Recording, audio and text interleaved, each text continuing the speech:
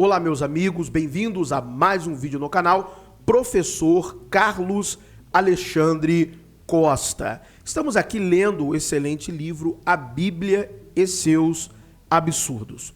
Uma obra que, apesar do título chocante e impactante para os mais religiosos, é uma boa obra, é um bom livro, porque faz questionamentos muito pertinentes aos textos da Bíblia. E eu tenho respondido a estes questionamentos numa perspectiva histórica, arqueológica, hermenêutica. Vamos continuar então aqui o nosso estudo e hoje nós falaremos acerca da circuncisão, tá bom? Em Gênesis 17:10, Deus, pactuando com Abraão, diz-lhe: todo macho será circuncidado. Não explicita por que razão. Bom, a primeira coisa que eu quero dizer para vocês é que nós já sabemos que a circuncisão era algo que era comumente praticado no mundo antigo. Não significa em nada que era um pacto de Abraão com Deus. Por exemplo, a circuncisão era praticada no Egito, muito antes de se pensar em qualquer Abraão. Nós temos cultura material, painel egípcio mostrando formalmente, demonstrando a prática da circuncisão, como era no Antigo Egito. Inclusive, eu fiz um vídeo sobre isso, explicando detalhadamente lá no canal Verdades Ocultas da Bíblia. Então, isso é um fato, isso ocorreu, isso acontecia. E ordena ao provecto Abrão: e circuncidareis a carne do vosso prepúcio, e isto será por sinal de pacto entre mim e vós, pacto, aliança. Que importância moral ou espiritual tem a circuncisão? E você, leitor, já imaginou o pobre Abraão em idade avançada seccionando o prepúcio? Eis de volta o Deus violento e insensato.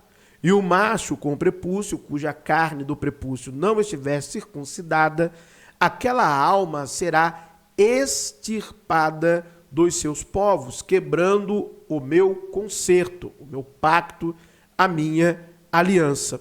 Mas por que isto era demandado de uma forma tão agressiva? Por que isto foi demandado de uma forma tão agressiva no texto da Bíblia hebraica? É porque na antiguidade a circuncisão, apesar de ter toda uma pompa, de ser algo que representasse algum tipo de demonstração de solenidade religiosa, de pertencimento ao culto a determinado Deus, como está com o Deus bíblico, na verdade era um ato higiênico. A circuncisão praticada na antiguidade, ela era vista como uma forma de exercer a boa prática a se evitar, prevenir contra doenças nas genitálias. Exatamente isso. Facilitando a arejação ou arejar da glande masculina do pênis, da glande do pênis do homem, e assim possibilitando a sua melhor higienização. Era este o principal motivo de manter-se ativamente no imaginário popular a prática da circuncisão. Haja visto que você vai encontrar na literatura de povos antigos que isso só era praticado por algum grupo determinado, ou sacerdotes, ou reis, ou como no Egito, que nós lemos, nós estudamos, vimos isso lá no canal Verdades Ocultas da Bíblia, que era dado a todos. Todos tinham que se circuncidar. Era algo que estava dentro da cultura e da religião. A circuncisão, tá bom? Então isso era a razão pela qual, dentro do panorama bíblico, isso também é imposto. Não tem nada a ver com uma aliança entre Abraão e o seu Deus. Tem a ver com práticas higiênicas, que aqueles que estão num contexto tardio do pós-exílio estão impondo sobre esse novo reino que pretende se construir no período pós-exílico. Reino esse vassalo aos persas. Aliás, se você for observar todos aqueles compêndios de leis constantes no livro de Levítico, leis higiênicas, leis rituais, muitas daquelas ali, uma carga percentual altíssima, advém da cultura persa. E muitos outros conceitos dessas leis higiênicas advêm do Egito, coisas que já eram praticadas no Egito. Então você vê que aqueles judaítas estão recebendo múltiplas influências dos povos que estão ao seu entorno e adaptando estas realidades ao seu contexto, ao seu cotidiano. Vamos continuar aqui a leitura. A circuncisão é um rito muito antigo, sim, anterior à Idade do Bronze, pois os hebreus, para realizá-lo, serviam-se de facas de pedras. Bom, talvez para o autor do livro, os hebreus de fato tenham existido. O problema é que do ponto de vista histórico, do ponto de vista arqueológico, nós não temos nenhuma evidência deste povo hebreu.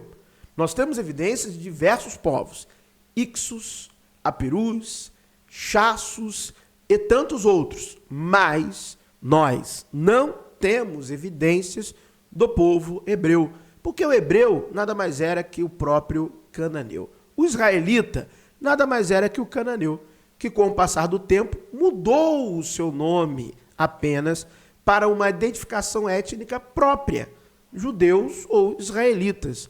Mas todos, de fato, eram cananeus. Não é que os israelitas se misturaram com os cananeus. Os israelitas eram os cananeus, tá bom? Por isso que você não vai encontrar nada desse povo hebreu, desse passado de hebreu, porque todos eram cananeus. Você vai encontrar Chasso, Apiru, Ixos e entre outros povos, mas hebreus não, até porque hebreu é um nome alegórico, é um nome, vamos dizer assim, de práticas simbólicas, de um passado mítico, de um mito de fundação nacional, tá bom?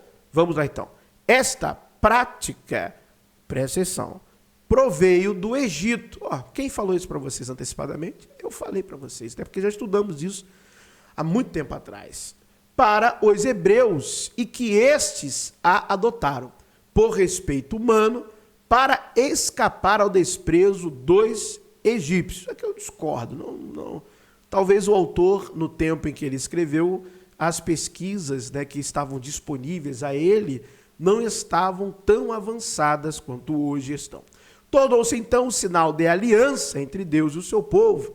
Deus admite assim a circuncisão, copiando os egípcios. Uma boa aula que tivemos até aqui, tenho certeza. Espero que vocês estejam gostando muito destas aulas aqui no nosso canal, que tem se tornado cada vez mais constantes e frequentes, lendo grandes autores, tanto do passado quanto da atualidade. Muito obrigado por terem assistido a mais um vídeo no canal Professor Carlos Alexandre Costa. Um abraço a todos.